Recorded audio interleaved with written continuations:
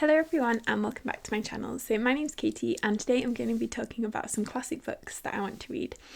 So we have a mix of like classics and then sort of fantasy classics. So I've been getting a bit more into like wanting to read some more classic books recently, and I just thought I'd share what's on my TBR today. Iconic Lord of the Rings. So I've never read The Lord of the Rings or The Hobbit or even watched the films. But I really want to get to them. I like such a classic of the fantasy genre, and I feel like a must read if you're a fantasy lover. My parents had these really nice editions, so I stole them. I don't think either of them have ever read them. Maybe my dad has, but I've heard really good things, and I know that a lot of the kind of classic tropes and world building and stuff come from these books. So I'm really interested to dive into them and see where it all comes from. And I'm going to start with The Hobbit. I think I have that one on audio because I've heard that one's pretty easy, like reading for a classic, and quite cozy sounding almost. And that's sort of set before these ones. So I'm going to read that first and then these ones. So really looking forward to those. I definitely want to try and get to them in 2026. I think my goal is to try and read The Hobbit before the end of this year. And then we'll venture into this one in 2026. I feel like I don't even fully know what the series is about. I know it's like hobbits and elves and them trying to like either hunt down a ring or like get rid of the rings. I'll read you the description. So it says, in a sleepy village in the Shire, a young hobbit is entrusted with an immense task. He must make a perilous journey across Middle-earth to the cracks of doom, there to destroy the ruling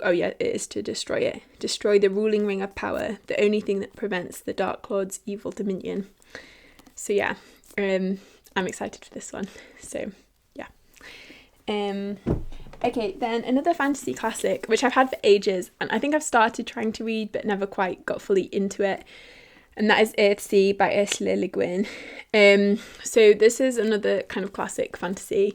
This book is actually 4 books. I have separated them by tab, so they're really not very long. Like each book is only about actually that's quite long, like 160 pages.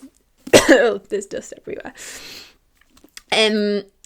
But I really want to read this one because I know Ursula Le Guin is a great author. I have read one of her books. I think The Left Hand of Darkness I have read and enjoyed, but I feel like Earthsea again is just where a lot of classic fantasy tropes come from, and the setting is something I love. I know there's a Studio Ghibli film based on Earthsea which I've not watched, but I really should. I'll read you the description. So it says, Jed is but a goat herd on the island of Gaunt when he comes by his strange powers over nature. Sent to the school of wizards on Rock, he learns the true way of magic and proves himself a powerful magician. And it is as the Archmage Sparrowhawk that he helps the High Priestess Tinar escape the labyrinth of darkness. But over the years, Ged witnesses true magic and the ancient ways to submit to the forces of evil and death. Will he too succumb, or can he hold them back? So it just sounds so good. It sounds classic fantasy, like good versus evil, that sort of countryside setting, young farm boy becomes powerful magician, like all the classic tropes are there, and probably a lot of them came from the series and Lord of the Rings. So really looking forward to reading this one. Then I have a few sci-fi classics I want to read. So I have I, Robot by Isaac Asimov. I just generally want to read some of his books. I really love these editions. I think it's just the paper, like it just feels so, I don't know, it's so satisfying. It feels so classic. So this is Hugo, Nebula and Locus award-winning author. In I, Robot, Asimov sets out the 3 laws of robotics designed to protect humans from their robotic creations and pushes them to their limit and beyond. Following genius robo-psychologists Dr. Stephen Kelvin and engineers Powell and Donovan, these short stories help transform artificial intelligence from a dream into science and change the perceptions of robots forever. So I think this was written in like the 1980s, 1960s? Yeah, 1960s. And I feel like I'm really interested to read it with like the current artificial intelligence era that we're in now. and whether there's any parallels, because I feel like books like 1984 did a really good job of like predicting current political climates. So I'm intrigued as to this one and whether it still holds up and is still relevant. I highly suspect it will be. So yeah, I feel like now's the perfect time to read this kind of book. And I think I've heard that Isaac Asimov's books are quite philosophical, which I always enjoy. So yeah, I'm excited to read that. Then next we have The Hitchhiker's Guide to the Galaxy. So this is a strange edition, but it is the University of Nottingham edition. They just used to give out free books when we were at uni, so I've had this a long time. But yeah, that's why, if you've never seen this cover before, that's why.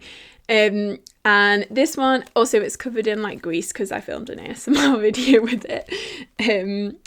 But this one sounds like sort of maybe one of the origins of like cozy slice of life sci-fi, which may be completely wrong if you've read the series and you're like, what is she talking about? But just based on the description, it sounds like just a cute adventure story. So I really want to read this. Yeah, it's an ordinary Thursday lunchtime for Arthur Dent until his house gets demolished. The Earth follows shortly afterwards to make way for a new hyperspace bypass, and his best friend has just announced that he's an alien.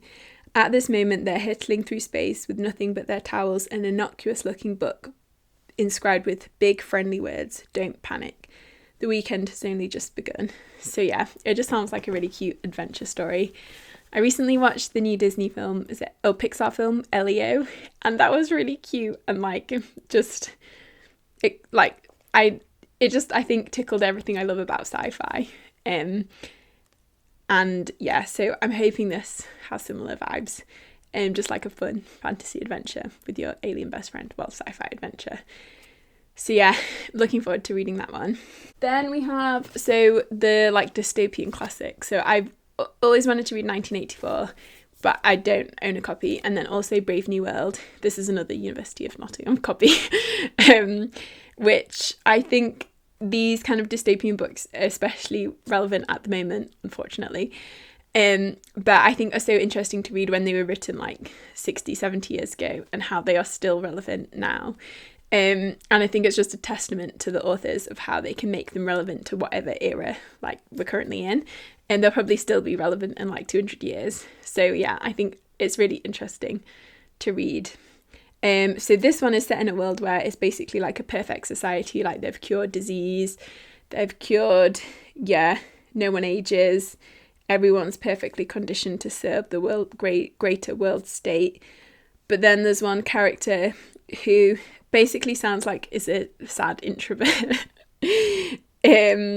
And so he goes on holiday to one of the savage reservations, lands where the now grotesque spectres of motherhood, family values and cultural heritage still thrive. So yeah, it sounds really interesting, and I've always liked dystopian books, so I feel like I need to read this one, and also 1984. So yeah.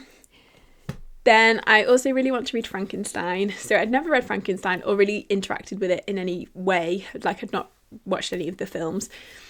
But I watched the new Guillermo del Toro film and absolutely loved it. Like, oh, it was so good. Did I just watch it for Oscar Isaac? Maybe. But now I love the story of Frankenstein. I love the themes explored so much, and Frankenstein's creature. Oh, what a character. And I feel like he's in the books, he is has even more depth and has more of his story explored. So I'm really excited to read the book, and also the fact it's written by a woman in like the 18th century, 1800s, that just feels so satisfying. And the fact also I think the story of how Frankenstein was written is really interesting, because it's basically Mary Shelley was on holiday with Percy Shelley, who was her husband, and then a few other famous, maybe Lord Byron, and a few other famous poets, writers of that era. And I think Percy Shelley was quite unfaithful and having an affair, and they decided to have this little competition where they would see who could write the best horror book. And then Mary Shelley wrote Frankenstein then, and then subsequently got published. But I just think that's a really interesting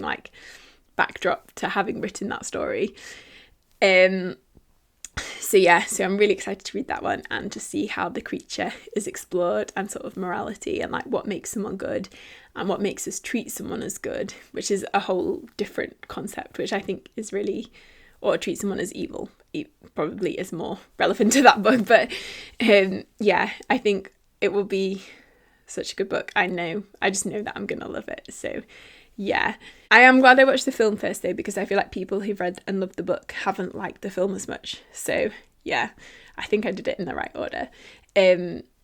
Yeah, and then this one's like a classic that I want to read, and that is The Count of Monte Cristo. So I know this is a big book, but I have always loved like revenge stories. I feel like they're done quite often in the fantasy genre. And this one's not fantasy, but it's kind of historic, and I love like historical settings. I feel like The Count of Monte Cristo has that, I don't know how to describe it, but that like similar to The Princess Bride kind of era of like fencing and sword fighting and that kind of French countryside energy.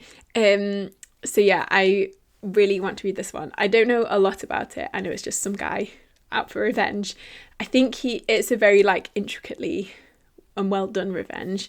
I've heard that it's like not too intense to read. Well, I mean like the story's intense, but like the writing style is okay. It's like digestible. So yeah, hopefully that one will be okay. And a good classic to not start with, but yeah, just read and enjoy. I'd also like to read all the Jane Austen books. I'm pretty sure I have read one or two of them when I was younger, but I think I would like to read them all, ideally. I sort of know the stories of them from either having watched the like BBC adaptations or plays or films. But I've never read the books like all the way through, and I would really like to do that. The main reason that's stopping me is I just want to find the like perfect editions to have, but I've not quite managed to find that yet. Either they have like nice covers but horrible spines, or nice spines but horrible covers, or it's like not the colour scheme I like. I just want to have them perfect. I really wish there's Illumicrate did a Bridgerton series special edition, and they were like perfect. If they could do that cover style for Jane Austen, like that would be perfect. I have never bought an Illumicrate or Fairy Loot edition ever. That I was very close for those Assassin's Apprentice ones, but if they did that for Jane Austen, then I might. But yeah, I really want to read those because I feel like she's just such a classic author, and kind of loads of stories that have stood the test of time. And I think she has a lot of interesting commentary on like British class systems and sort of personal traits and morality, and yeah, I think I really want to read them. So yeah, so that's everything on this list. I hope you enjoyed this video. Let me know in the comments if there's any classics you think I should read or that you have read and are your favourites. I'd really love to know. And yeah, if you enjoyed the video, please give it a like and consider subscribing if you haven't already. And I hope you're all having a great day, and I will see you next time.